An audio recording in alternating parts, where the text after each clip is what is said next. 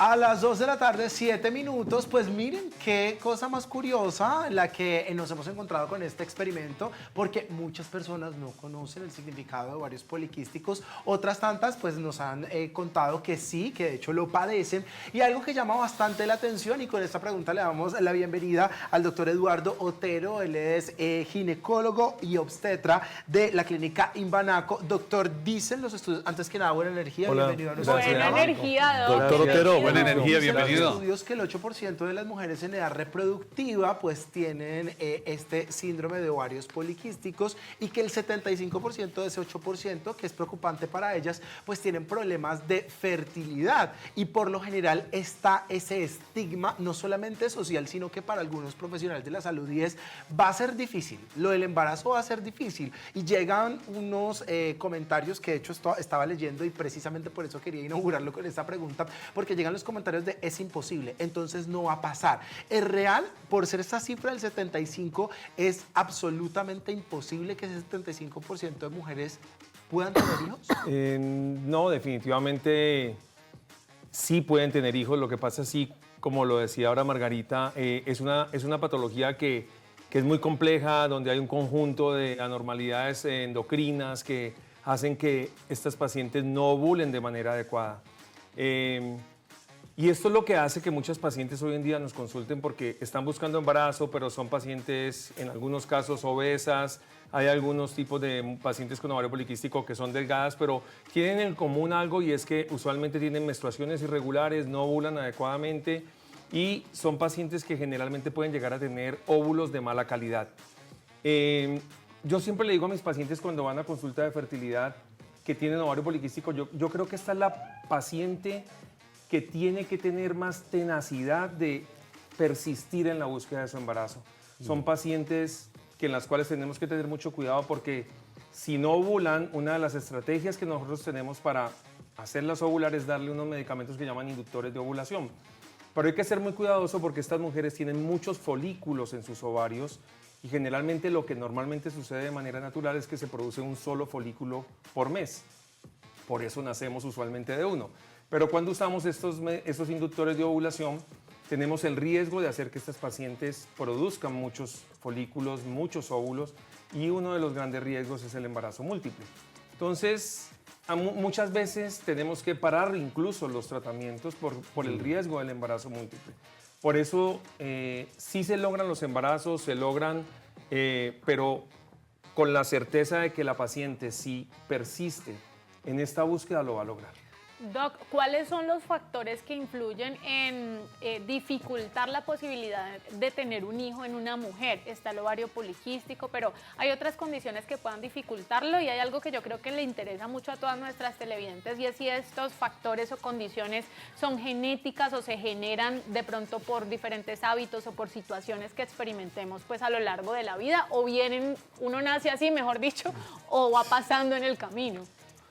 Yo diría que hoy en día vemos más problemas de fertilidad porque, pues, por todo el tema social, cultural, nuestras mujeres hoy en día empiezan a tener hijos mucho más tarde. Y eso influye en que haya más alteraciones como endometriosis, presencia de miomas, pacientes con ovario poliquístico, infecciones genitales que puedan alterar la normalidad de las trompas o del aparato reproductor femenino. Y eso es lo que estamos viendo hoy en día, mujeres empezando a buscar sus hijos por encima de los 35, 37 años, y es una etapa donde ya, si se han presentado algunas patologías asociadas, va a ser un poco más difícil. Es importante recalcar que no siempre la causa de la infertilidad es de origen femenino. Se sabe que entre 35 y 40% de las causas de infertilidad son de origen femenino, hay un 35-40% de origen masculino, hay un 10% que es como una mezcla de ambos, una infertilidad mixta, y hay un 10% que es infertilidad inexplicada. O sea que causas hay muchas, lo que sí hoy en día las personas que trabajamos infertilidad sí insistimos mucho a las pacientes que ojalá no difieran mucho su búsqueda de embarazo, ojalá no más allá de los 35 años. Doc, de acuerdo a eso, ¿podríamos decir que existe o no existe una relación directa entre el estilo de vida y la aparición de estas enfermedades en la mujer? Sí, yo creo que sí existe. Hoy en día cada vez vemos con más frecuencia esta asociación, y Digamos que en estos momentos cuando llegan a buscar estos embarazos, una de las cosas que más les insistimos es eso, o sea, definitivamente el fumar, el alcohol, una vida sedentaria, hacen que no solo en mujeres, en hombres también, se afecte su fertilidad de manera importante. Doctor, y tengo una pregunta asociada con lo que dijo Mauro. Yo toda mi vida he estado rodeado casi siempre de mujeres. Mis mejores amigas han sido mujeres y mi círculo ha sido de mujeres. Y me llamaba mucho la atención escuchar en sus conversaciones desde muy joven cosas como a una amiga que le llegó la menstruación a los 11 años, pero otra que le llegó a los 13 o a los 14. Luego otra que le duraba la menstruación 2 semanas. Pero ¿y cómo así? Y otra que no, que le llegaba cada 20 días y no cada 30, como se conoce socialmente. Esto tiene que ver con lo que estaba hablando Mauro, solamente con el estilo de vida, con genética. Hay personas que empiezan su vida sexual antes de, y esto trae consigo una pregunta de una televidente de por qué a su hija le llegó la menstruación a los 11 años y le duele tanto. No hay una cosa que no hay algo que uno pueda definir porque a algunas mujeres les llega a los 10, 11, 13, 15. Es una cosa que varía mucho en la llegada de la menstruación de las mujeres yo digo que cada paciente es un ser individual, o sea, no a todas las mujeres les va a doler igual una menstruación, no a todas las mujeres van a tener los síntomas propios de la menstruación, pero tener como una causa, decir por qué a una les dura más, a otro no. Siempre hay algunas patologías que hay que explorar y en ese sentido lo que decía Margarita hace un momento es hay que asesorarse bien de un profesional de la salud, en este caso los ginecólogos, en el caso de las niñas que empiezan con menstruaciones muy tempranas, dolores muy frecuentes en sus menstruaciones, son niñas que todavía necesitan, bien sea una valoración por ginecólogos de adolescencia o incluso todavía con algunos pediatras. Rápidamente, doctor, por aquí dice una televidente: hola, tengo 38 años, tuve una niña hace 7 años por cesárea y llevo un mes menstruando fuertes cantidades. ¿A qué se debe? Gracias. Es muy difícil contestar puntualmente eso y más cuando hace una asociación entre una cesárea hace 7 años y tiene una menstruación de hace un mes. Obviamente se pueden presentar alteraciones por miomas, pólipos, trastornos hormonales. O sea, lo que necesita esta televidente básicamente es hacer como un estudio puntual para encontrar una causa de por qué puede estar menstruando tanto. Doc, además de los dolores menstruales, ¿qué otros síntomas deberían de tener en cuenta las mujeres que nos están viendo que tal vez puedan significar o ser una primera señal, ¿verdad?, de tener miomas, ovarios poliquísticos, endometriosis o cualquier tipo de condición? ¿Cuáles son esas alarmas que deberíamos de prender adicional a los conocidos como cólicos menstruales? Yo creo que la irregularidad menstrual, los dolores con la menstruación, que es algo que tal vez es de las cosas que más frecuentemente nos consultan.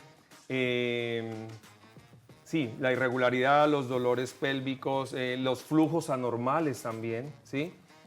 Yo creo que esas son cosas que tienen que llevar a la paciente rápidamente a decir, bueno, esto me llama la atención porque a veces hay pacientes que vienen con ciclos menstruales normales, no dolorosos, súbitamente empiezan a hacer cambios que para ellas son muy llamativos.